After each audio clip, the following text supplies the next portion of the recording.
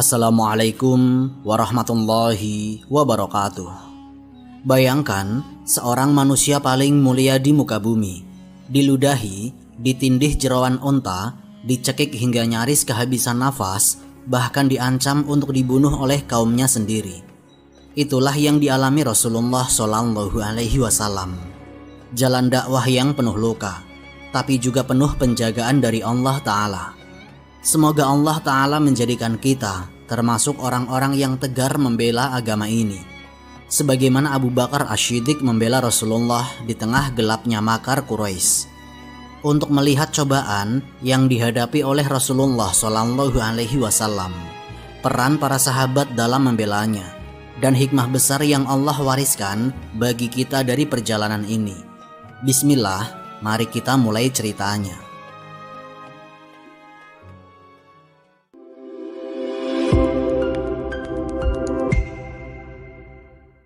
Awal permusuhan Quraisy dan tekanan sosial.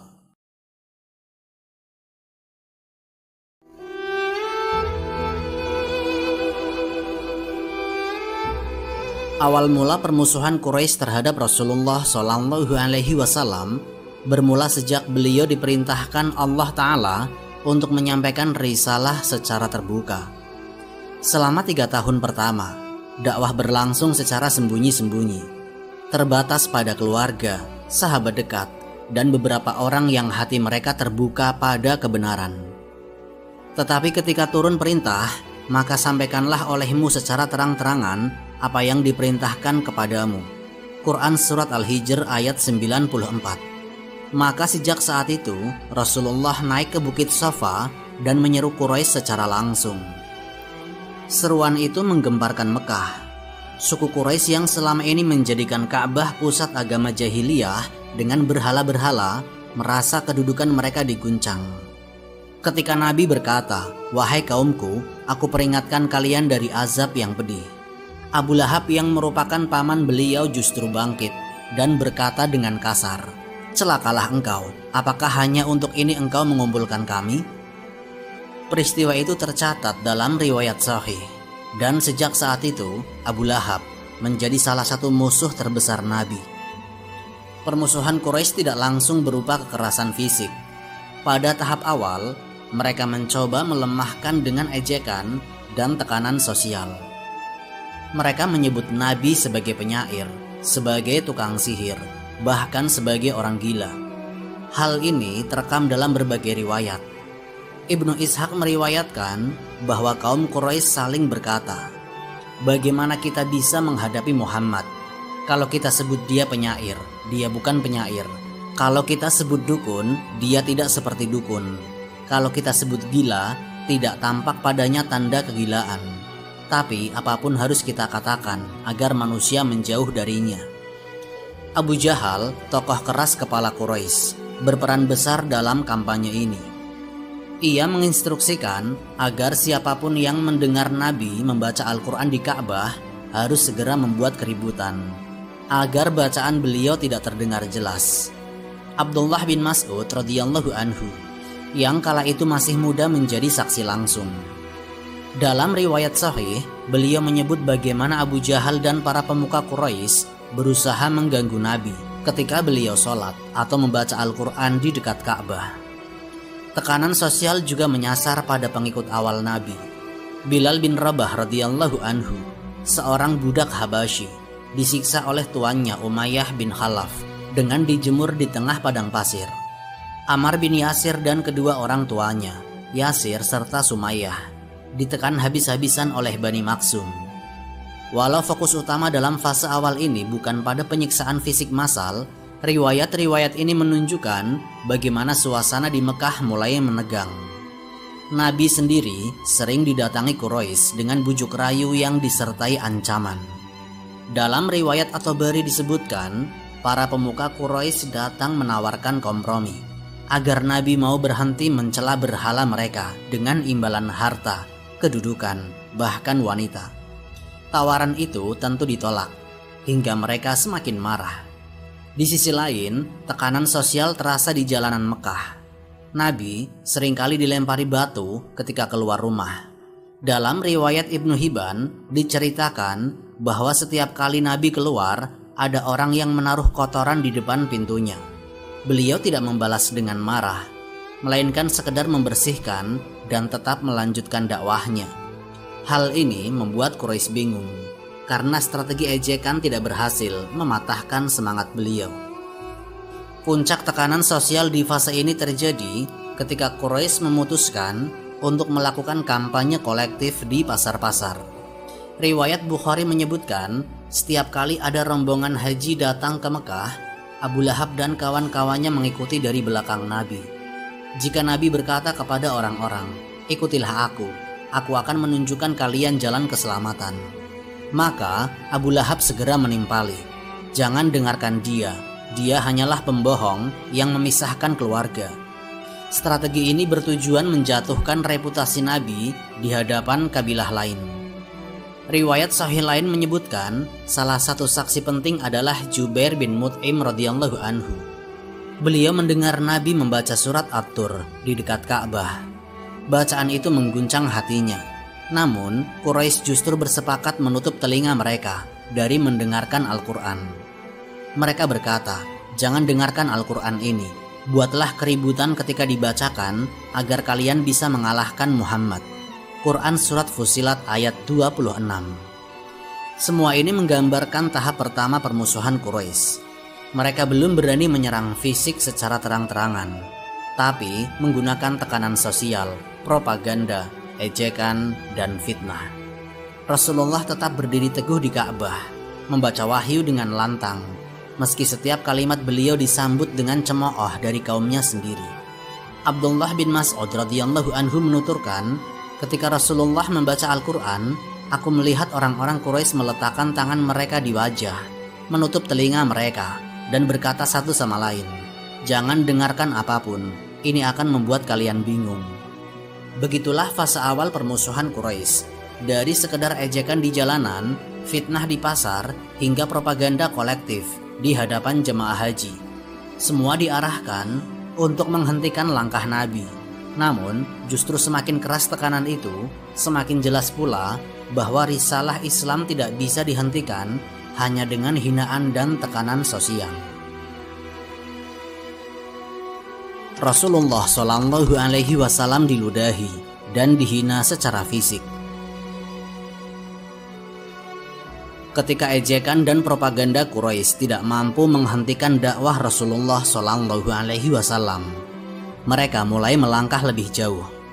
Gangguan terhadap beliau tidak lagi hanya berupa kata-kata, melainkan sudah menyentuh kehormatan tubuhnya. Rasulullah harus menghadapi perlakuan kasar, hinaan fisik, dan perlakuan yang merendahkan martabat langsung di jalan-jalan Mekah. Salah satu bentuk penghinaan itu adalah ketika beliau dilempari debu, kotoran, dan bahkan diludahi oleh orang-orang yang membenci risalah Islam. Dalam riwayat Ibnu Hibban disebutkan, Rasulullah Shallallahu Alaihi Wasallam setiap kali keluar rumah selalu mendapat gangguan dari orang-orang musyrik. Ada yang meletakkan kotoran di depan pintunya, ada pula yang dengan sengaja menaburkan debu di kepala beliau. Mereka melakukan itu terang-terangan, tanpa malu, seakan ingin mempermalukan beliau di hadapan masyarakat. Riwayat dari Ibnu Ishaq menuturkan bahwa Abu Lahab dan istrinya Ummu Jamil seringkali menjadi pelaku utama. Ummu Jamil bahkan dikenal sebagai wanita yang suka menyebar fitnah dan gangguan, sesuai dengan firman Allah dalam Quran Surat Al-Masad. Ia kerap menebarkan duri-duri di jalan yang sering dilalui oleh Nabi. Sementara Abu Lahab sendiri tidak segan mengumpat dan menghinakan beliau di hadapan orang banyak. Rasulullah Shallallahu Alaihi Wasallam juga pernah menghadapi gangguan berupa ludahan ketika berjalan. Ibnu Abbas radhiyallahu anhu meriwayatkan bahwa setiap kali Rasulullah melewati kerumunan Quraisy, mereka meludahi beliau atau melontarkan kata-kata kotor. Namun, Nabi tetap berjalan dengan tenang, seakan tidak mendengar hinaan itu. Kesaksian lain datang dari Sayyidina Ali bin Abi Thalib radhiyallahu anhu. Beliau menyebutkan, Nabi tidak pernah menanggapi cercaan dengan balasan. Jika beliau dilempari debu atau diludahi, beliau hanya mengusap wajahnya lalu melanjutkan perjalanannya. Tidak ada cacian, tidak ada sumpah serapah, hanya keteguhan untuk tetap berdakwah. Peristiwa hinaan fisik ini juga dialami Nabi di hadapan anak-anak kecil yang diarahkan oleh orang tua mereka. Dalam riwayat disebutkan, orang-orang Quraisy sering menyuruh anak-anak melempari Nabi dengan batu kecil atau tanah. Tujuannya jelas, mempermalukan beliau, menciptakan suasana olok-olok di tengah masyarakat, dan menjadikan beliau bahan tertawaan. Abdullah bin Mas'ud radhiyallahu anhu pernah menyaksikan langsung bagaimana anak-anak dikerahkan untuk mengganggu Nabi, sementara para tokoh Quraisy hanya duduk menonton dan tertawa. Gangguan juga terjadi di area Ka'bah, tempat yang seharusnya suci. Riwayat dalam Musnad Ahmad menyebutkan bahwa Nabi ketika tawaf pernah dicela secara terang-terangan. Orang-orang mengikuti beliau sambil menirukan cara jalan atau suara beliau untuk mengolok-olok. Mereka menganggapnya sebagai hiburan, tanpa peduli bahwa yang mereka hina adalah utusan Allah. Tidak berhenti di situ. Riwayat Ibnu Sa'ad dalam Tabaqat menuturkan, suatu ketika Nabi sholat di dekat Ka'bah. Orang-orang musyrik menatap penuh kebencian. Lalu salah seorang dari mereka mendekat dan meludahi beliau. Nabi tetap menyelesaikan sholatnya tanpa menoleh. Kejadian itu memperlihatkan bagaimana Quraisy sudah tidak lagi menghormati kesucian ibadah. Riwayat lain yang dicatat oleh Al-Hakim dalam Al-Mustadrak menyebutkan bahwa Abu Jahal pernah berkata dengan sombong, "Jika aku melihat Muhammad sujud di dekat Ka'bah, aku akan menginjak kepalanya dengan kakiku." Ucapan itu disertai tawa orang-orang sekelilingnya. Dan benar, ketika Nabi sujud, Abu Jahal mendekat dengan niat buruk. Namun tiba-tiba berhenti, wajahnya pucat, lalu mundur ketakutan. Ketika ditanya, ia menjawab bahwa ia melihat semacam parit api dan sayap-sayap besar menghalanginya. Walau tidak sempat melakukan, niat itu sudah menunjukkan betapa jauh Quraisy melangkah dalam penghinaan terhadap Nabi. Abu Hurairah radhiyallahu anhu meriwayatkan bahwa Nabi pernah berdoa di Ka'bah dan orang-orang musyrik mendekat lalu menyoraki dengan ucapan kotor. Mereka berkata, "Inikah orang yang mengaku-ngaku sebagai utusan Allah?" Mereka menertawakan dan meludahi beliau. Tetapi Rasulullah tetap melanjutkan doa tanpa menoleh. Di jalanan Mekah, penghinaan seperti itu sudah menjadi pemandangan biasa. Rasulullah Shallallahu Alaihi Wasallam keluar dengan debu di kepalanya, sementara sebagian orang mencibir dari jauh. Dalam riwayat, anak-anak kecil berkata kepada beliau dengan nada mengejek, menirukan ucapan Quraisy. Keadaan itu memperlihatkan bahwa penghinaan fisik sudah menyebar ke lapisan masyarakat bawah, bukan hanya elit Quraisy. Riwayat-riwayat ini semuanya menggambarkan fase baru. Setelah propaganda dan ejekan sosial gagal, Quraisy memilih jalan penghinaan fisik, yaitu ludah, debu, kotoran, dan celaan di ruang publik. Mereka ingin menjatuhkan harga diri Nabi, agar masyarakat menganggap beliau orang hina yang tidak layak diikuti. Namun, justru catatan sejarah yang sampai kepada kita membuktikan sebaliknya, bahwa semua upaya penghinaan itu tidak pernah menghentikan langkah Rasulullah Shallallahu Alaihi Wasallam. Peristiwa jeroan onta di punggung Nabi. Di antara peristiwa yang paling sering disebut dalam sejarah permusuhan Quraisy terhadap Rasulullah adalah peristiwa ketika beliau sedang sujud di dekat Ka'bah. Lalu sekelompok pemuka Quraisy meletakkan jeroan onta di punggung beliau. Peristiwa ini tercatat dalam riwayat-riwayat sahih. Diriwayatkan oleh Imam Al-Bukhari, Muslim, Ahmad, dan lainnya, dengan detail yang konsisten dari para sahabat yang menyaksikan langsung. Abdullah bin Mas'ud radhiyallahu anhu, sahabat yang menyaksikan langsung kejadian ini, menuturkan dengan sangat jelas. Beliau berkata, ketika Rasulullah sedang sholat di sisi Ka'bah, Abu Jahal dan beberapa orang Quraisy sedang duduk di sekitar Ka'bah. Mereka saling berkata, "Siapa di antara kalian yang mau mengambil isi perut onta milik si fulan lalu meletakkannya di punggung Muhammad ketika ia sujud?" Maka bangkitlah orang yang paling celaka di antara mereka, yaitu Uqbah bin Abi Mu'id. Hadis riwayat Bukhari dan Muslim.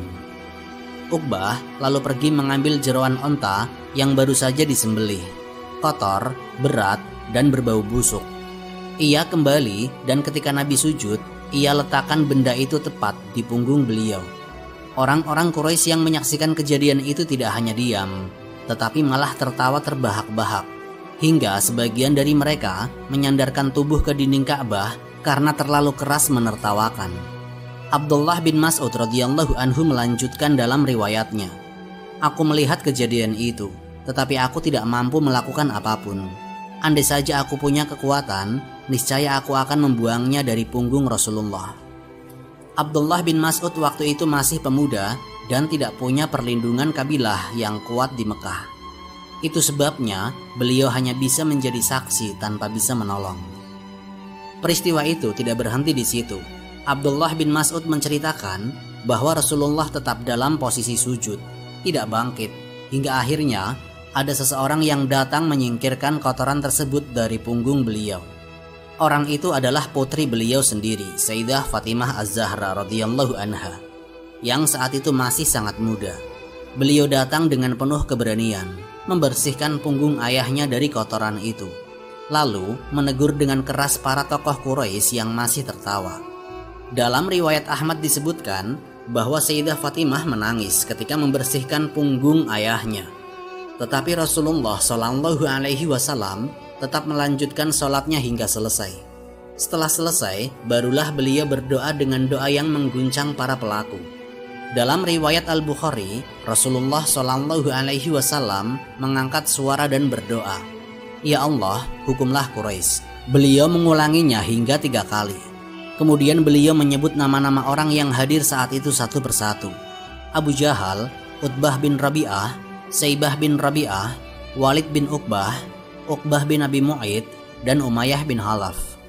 Abdullah bin Mas'ud radhiyallahu anhu berkata, "Demi Allah, aku melihat mereka semua terbunuh di perang Badar, lalu diseret dan dilemparkan ke sumur Badar." Riwayat ini menunjukkan bahwa kejadian jeroan onta bukan sekedar penghinaan biasa, tetapi juga titik di mana Rasulullah menyerahkan urusan para penentangnya kepada Allah Ta'ala. Doa beliau yang menyebut nama mereka secara langsung menjadi bagian dari catatan sejarah yang kelak terbukti kebenarannya. Riwayat lain menambahkan detail suasana ketika itu. Ibnu Sa'ad dalam Tabaqat meriwayatkan bahwa para tokoh Quraisy yang terlibat sengaja memilih waktu ketika Rasulullah sujud paling lama, karena mereka tahu Rasulullah pasti berlama-lama dalam posisi itu.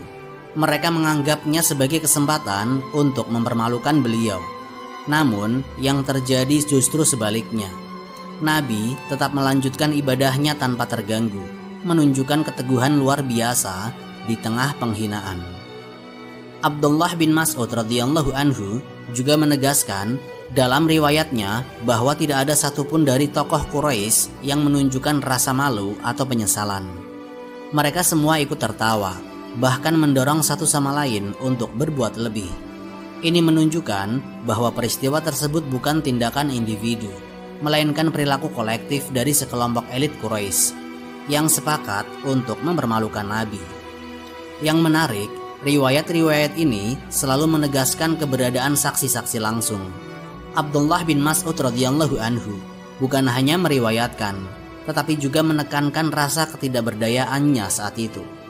Sayyidah Fatimah radhiyallahu anha bukan hanya disebut sebagai pembersih punggung ayahnya, tetapi juga disebut menentang langsung para pelaku. Ini memperkuat kredibilitas kisah karena ada detail personal dari orang-orang terdekat Rasulullah Shallallahu Alaihi Wasallam. Dengan demikian, peristiwa jeroan onta di punggung Nabi tercatat sebagai salah satu puncak penghinaan Quraisy secara fisik terhadap beliau. Dilakukan di tempat yang paling suci bagi orang Arab, yaitu di sisi Ka'bah, dan disaksikan langsung oleh masyarakat yang terpercaya. Dari sinilah eskalasi pemuda Quraisy semakin terlihat jelas. Bukan hanya sekedar ejekan atau ludahan, tetapi penghinaan publik yang dilakukan bersama-sama dengan niat untuk menjatuhkan martabat Rasulullah di hadapan masyarakat Mekah. Peristiwa cekikan Uqbah bin Abi Mu'id. Suasana Masjidil Haram kala itu penuh dengan kebencian tersembunyi. Kaum Quraisy merasa semakin terpojok dengan dakwah Rasulullah yang tidak kunjung padam. Mereka sudah mencoba menghina, mencaci, bahkan menghalangi dengan cara-cara sosial. Namun hari itu, kebencian salah seorang tokoh mereka meledak dalam bentuk kekerasan fisik yang hampir merenggut nyawa Rasulullah SAW. Tokoh itu adalah Uqbah bin Abi Mu'id, salah satu bangsawan Quraisy yang terkenal angkuh, keras kepala, dan sangat memusuhi Nabi. Ia tumbuh dalam lingkungan Bani Umayyah, terbiasa dengan keangkuhan kaum elit Mekah. Dan dalam peristiwa ini, ia memperlihatkan wajah kebengisannya tanpa malu. Peristiwa itu diriwayatkan secara sahih dalam Sahih Al-Bukhari. Diceritakan oleh Abdullah bin Amr bin Al-As radhiyallahu anhu. Beliau berkata, ketika Nabi sedang sholat di hijir Ka'bah, tiba-tiba datang Uqbah bin Abi Mu'id dan mencekiknya dengan keras. Saat itu datang Abu Bakar radhiyallahu anhu, lalu memegangi pundak Uqbah dan menyingkirkannya dari Nabi seraya berkata, apakah kalian hendak membunuh seorang laki-laki hanya karena dia berkata Tuhanku adalah Allah? Hadis riwayat Bukhari. Bayangkan suasananya, Nabi sedang berdiri dalam sholat, khusyuk di hadapan Allah. Orang-orang Quraisy yang sedang duduk tidak jauh darinya melihat dengan penuh kebencian. Tiba-tiba Uqbah bangkit, mengambil kain atau sorban, lalu melingkarkannya ke leher Rasulullah. Dengan sekuat tenaga, ia menarik dan mencekik hingga wajah beliau sampai memerah. Riwayat lain dari Al-Bazzar dan Tabrani menyebutkan, Nabi hampir tercekik hingga tidak mampu bernafas.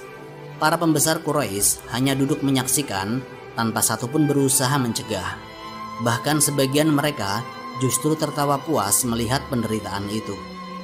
Di tengah situasi krisis itulah Abu Bakar As-Siddiq radhiyallahu anhu muncul. Tanpa ragu, beliau menerobos kerumunan, menubruk Uqbah, lalu mendorong tubuhnya menjauh dari Nabi. Kalimat yang beliau teriakan pun tercatat abadi dalam Al-Quran. Ketika Allah menyinggung ucapan seorang mukmin dari keluarga Fir'aun, apakah kalian akan membunuh seorang laki-laki hanya karena ia berkata Tuhanku adalah Allah? Quran Surat Ghafir ayat 28. Para ahli tafsir menyebut, perkataan Abu Bakar saat membela Nabi di Mekah adalah cerminan nyata dari ayat tersebut. Nama Uqbah bin Abi Mu'id sendiri tidak asing dalam catatan permusuhan Quraisy. Ia termasuk orang yang paling keras menentang Rasulullah.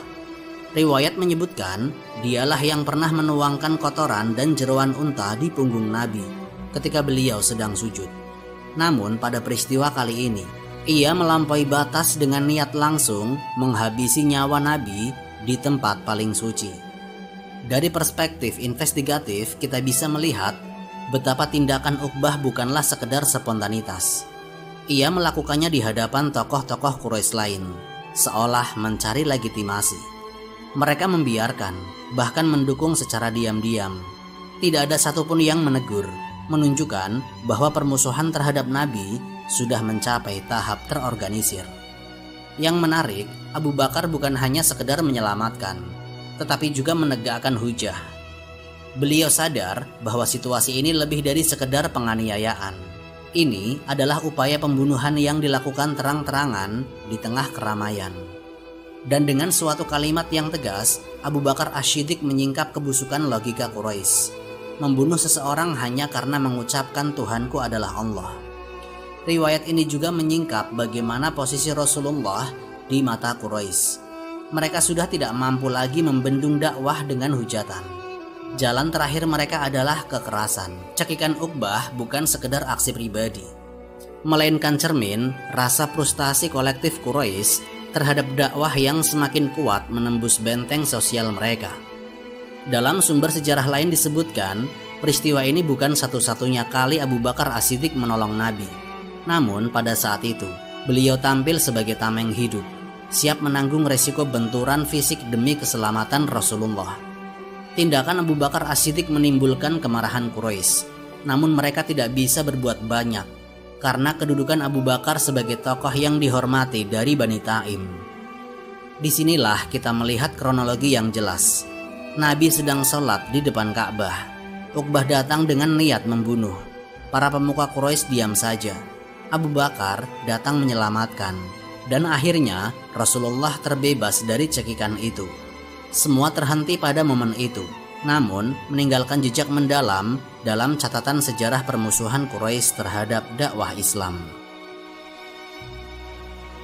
Eskalasi, percobaan pembunuhan dan boikot. Ketika hinaan dan serangan fisik tidak lagi membuat dakwah Rasulullah berhenti, kaum Quraisy mulai beralih ke strategi yang lebih ekstrim.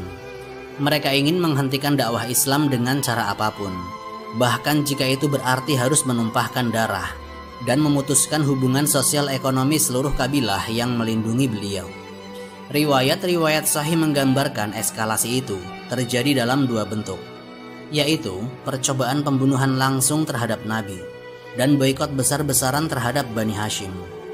Salah satu riwayat paling jelas datang dari Ibnu Ishaq melalui sanad yang dinukil Ibnu Hisam. Dikisahkan, sejumlah pemuka Quraisy berkumpul di dekat Ka'bah. Abu Jahal, Abu Lahab, Uqbah bin Abi Mu'id, Umayyah bin Khalaf, dan beberapa lainnya. Mereka bersepakat bahwa cara satu-satunya untuk menghentikan Rasulullah adalah dengan membunuhnya secara terang-terangan. Abu Jahal berkata dengan lantang, "Aku bersumpah, jika aku melihat Muhammad sedang sujud, aku akan injak lehernya dan akan aku tekan kepalanya dengan kaki ini." Perkataan itu bukan sekedar ancaman. Pada suatu hari, Nabi benar-benar sholat di dekat Ka'bah. Abu Jahal melangkah mendekat, hendak melaksanakan ucapannya.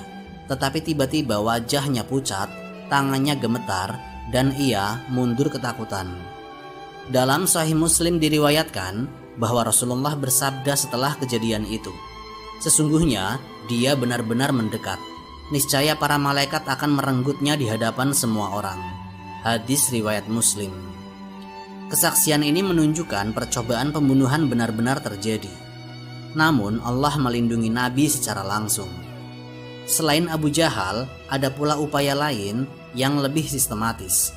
Ibnu Sa'ad dalam Tabaqat meriwayatkan, sekelompok orang Quraisy pernah duduk merencanakan pembunuhan bersama. Mereka ingin menyerang Nabi sekaligus, agar darahnya ditanggung bersama, sehingga Bani Hashim tidak bisa menuntut balas kepada satu kabilah saja. Rencana itu menunjukkan pola pikir politik Quraisy.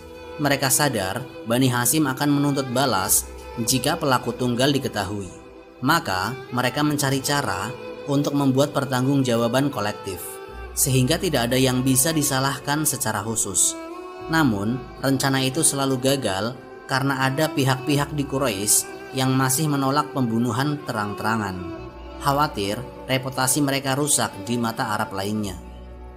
Karena percobaan pembunuhan gagal, Quraisy beralih ke strategi berikutnya, yaitu memutus total akses sosial dan ekonomi Bani Hashim, kabilah Nabi.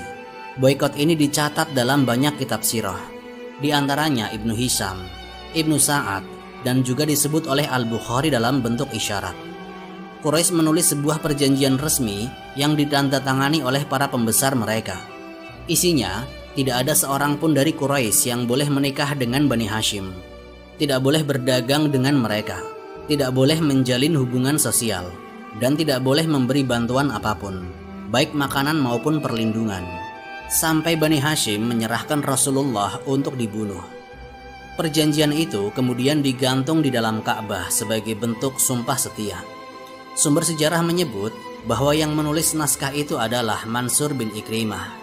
Perjanjian ini berlaku selama bertahun-tahun dan dampaknya sangat nyata. Bani Hashim dan kaum muslimin terisolasi di sebuah lembah milik Abu Thalib yang dikenal dengan sebutan Si'ib Abu Thalib. Riwayat dari Sa'ad bin Abi Waqqas radhiyallahu anhu menggambarkan betapa kerasnya penderitaan itu. Beliau berkata, "Pernah pada suatu malam aku keluar untuk buang air. Lalu aku mendengar suara gemeretak di bawah kakiku. Ternyata itu adalah kulit kering binatang. Aku mengambilnya, membersihkannya, lalu membakarnya dan memakannya dengan meminum sedikit air." Sumber lain menyebutkan tangisan anak-anak terdengar hingga keluar lembah karena kelaparan dan kehausan. Kaum Quraisy yang lewat mendengar suara itu, namun mereka menutup telinga dan membiarkan penderitaan itu berlangsung. Hikmah dari kisah ini. Sejarah panjang dakwah Rasulullah di Mekah memperlihatkan satu jalur yang jelas, yaitu permusuhan Quraisy bergerak naik dari sekedar ejekan menjadi siksaan fisik, lalu berujung pada percobaan pembunuhan dan pemutusan hubungan sosial ekonomi. Awalnya mereka mencibir dan mengejek beliau. Suara dakwah tauhid dianggap gila, dongeng, atau buatan manusia. Itu fase pertama, yaitu meremehkan. Lalu fase berikutnya, hinaan fisik dilakukan. Rasulullah diludahi, dicaci di depan umum, bahkan saat sedang ibadah. Tidak berhenti di situ, mereka mencoba mempermalukan beliau lebih jauh. Seperti ketika jeroan onta dilemparkan ke punggungnya saat sujud di hadapan Ka'bah. Ketika hinaan tidak mematikan semangat, kekerasan fisik mulai digunakan. Uqbah bin Abi Mu'id nekat mencekik leher Rasulullah dengan kain. Saat itu, Abu Bakar radhiyallahu anhu datang menyelamatkan beliau sambil mengingatkan ayat Allah tentang orang mukmin yang membela Nabi Musa. Itu fase penting menunjukkan bahwa dari awal dakwah ada orang-orang beriman yang dipilih Allah untuk berdiri di barisan terdepan melindungi nabinya. Setelah itu, permusuhan mencapai eskalasi tertinggi. Abu Jahal dan pemuka Quraisy terang-terangan mengancam akan membunuh Rasulullah. Upaya kolektif dirancang agar darah beliau ditanggung bersama. Lalu, strategi lebih licik dipakai, boikot total terhadap Bani Hashim. Selama bertahun-tahun, Rasulullah, keluarga, dan para sahabat harus menanggung kelaparan di Syi'ib Abu Thalib, hanya karena mereka tidak mau menyerahkan Nabi kepada musuh. Jika ditarik benang merahnya, semua itu bukan sekedar penderitaan pribadi seorang manusia bernama Muhammad Sallallahu Alaihi Wasallam. Inilah sunatullah yang selalu terjadi dalam sejarah kenabian. Semua rasul mengalami jalan yang sama, ditolak, disiksa, bahkan diancam dibunuh oleh kaumnya sendiri. Demikian pula Nabi Musa alaihi salam yang dihadang oleh Fir'aun dan kaumnya. Pada masa Nabi Musa, muncul seorang mukmin dari keluarga Fir'aun yang berkata dengan lantang, "Apakah kamu akan membunuh seorang laki-laki karena dia berkata Tuhanku Allah? Padahal dia datang dengan bukti-bukti dari Rabb kalian." Kalimat itu diabadikan Allah dalam Quran surat Al-Mu'min. Begitu pula di Mekah, Abu Bakar Asy-Syiddiq tampil sebagai pembela utama Nabi dengan ucapan dan tindakannya. Beliaulah orang mukmin yang berdiri di samping kebenaran meski konsekuensinya adalah bahaya besar bagi dirinya sendiri. Dari rangkaian itu ada hikmah besar yang bisa kita petik. Pertama, keteguhan Rasulullah menunjukkan bahwa dakwah tidak mungkin berjalan mulus tanpa ujian berat. Beliau menanggung beban paling besar, namun tetap tidak pernah mundur. Kedua, keberanian Abu Bakar Asy-Syiddiq menegaskan bahwa dakwah tidak pernah berjalan sendirian. Allah selalu menyiapkan penolong yang setia. Ketiga, pesan yang paling abadi. Makar selalu ada, namun rencana Allah lebih kuat. Musuh boleh meludahi, menindas, mencekik, atau memboikot, tapi ujungnya Allah sendiri yang menjaga risalah ini hingga tegak. Inilah perjalanan yang mengajarkan kepada umat, siapapun yang berdiri di jalan dakwah akan melewati medan berat yang sama. Tapi janji Allah tetap berlaku. Allah pasti menolong orang-orang yang menolong agamanya. Wallahu a'lam bishawab. Semoga kisah ini memberikan manfaat dan menjadi pengingat bagi kita semua untuk terus memperbaiki diri serta meningkatkan ketaatan kepada Allah Subhanahu wa Ta'ala. Lebih dan kurangnya mohon dimaafkan. Yang benar datangnya dari Allah Subhanahu wa Ta'ala. Hilaf atau keliru itu datangnya dari saya pribadi sebagai manusia biasa. Sampai jumpa di kisah-kisah inspiratif berikutnya. Akhirul kalam, wassalamualaikum warahmatullahi wabarakatuh.